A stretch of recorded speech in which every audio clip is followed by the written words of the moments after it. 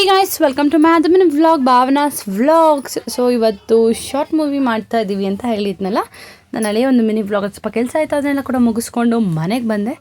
ಮನೆಗೆ ಬರೋಷ್ಟರಲ್ಲಿ ನಮ್ಮ ಚೋಟಿಗೆ ಏನೋ ಸ್ವಲ್ಪ ಕಿವಿ ನೋವು ಅಂತ ಇದ್ಲು. ಸೊ ಹಂಗಾಗಿ ಹಾಸ್ಪಿಟಲ್ಗೆ ಹೋಗ್ಬಿಟ್ಟು ಬಂದ್ಬಿಡೋಣ ಅಂದ್ಬಿಟ್ಟು ಹಾಗೆ ಚೋಟಿನ ಹಾಸ್ಪಿಟ್ಲಿಗೆ ಕರ್ಕೊಂಡು ಹೋದ್ವಿ. ನಮ್ಮ ಅಕ್ಕ ಒಂದು ಸ್ಪಾನಲ್ಲಿ ಇದ್ಲು.